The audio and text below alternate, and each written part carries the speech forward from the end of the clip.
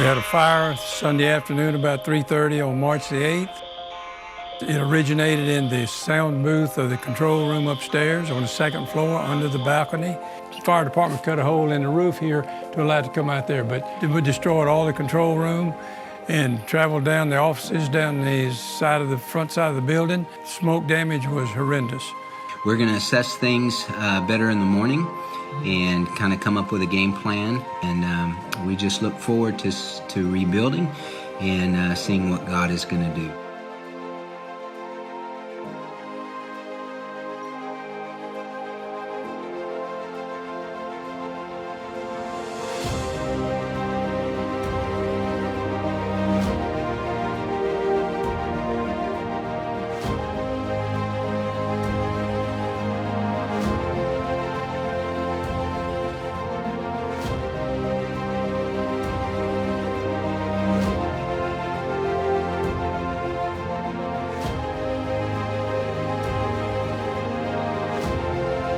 We're going to have this back looking as good as it did, better than ever.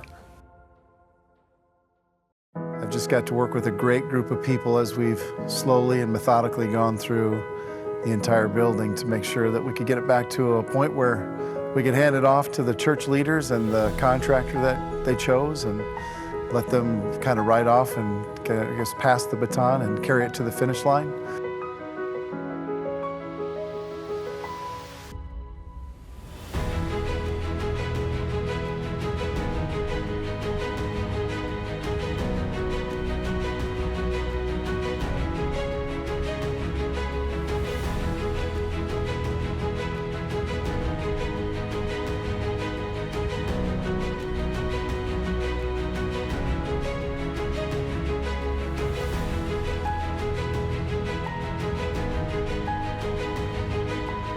We've got a new roof, new sprinkler system, 32 new air conditioning units, 22 tons of steel to make ductwork out of, new theatrical lighting, 112,000 feet of wire to support that electrical system.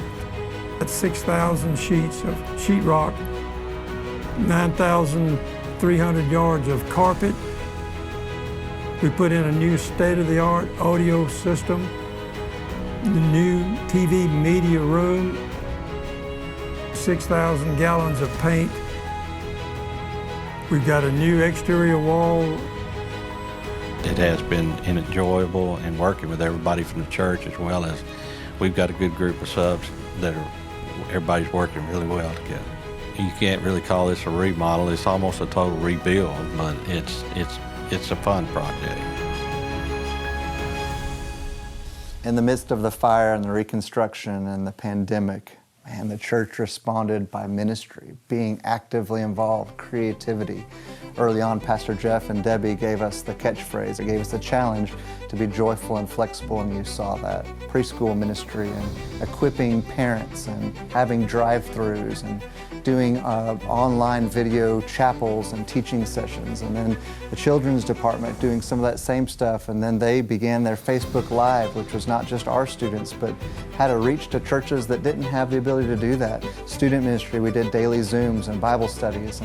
But we had new connections of people that came for the first time, or people that showed consistency that never had done that before. And Instagram Lives, one of my favorite stories is a little girl that got saved over FaceTime. So just looking at a phone, and she prayed, and months later she was baptized. And not just her, but lots of people baptized, again, symbolizing what God was doing in the midst. And so then from that, baptisms in the gym and big events, thinking about Harvest Regional Food Bank and having thousands of people on our campus, and the lines out on Moore's Lane, people may be a little bit annoyed, but realizing ministry is still happening. And Fall Festival, same thing. We couldn't be on the parking lot like we usually are, but people were driving and people were excited. And so even though we couldn't be together in the same room, God was still at work and ministry happened.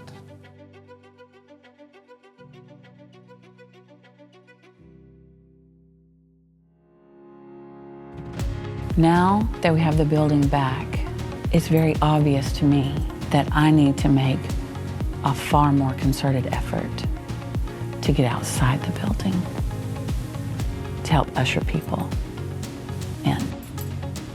The facility is the tool for the people in the church. Let them get out of here now and go to work. The church is not just a location. The church is not a beautiful worship center, even though it is beautiful. It's about the body. It's about ministry. It's about doing God's will, fulfilling His purpose. And so we've got to continue to get to work, be creative, and do ministry for His glory. I hope the church family never stops being the church family that they are.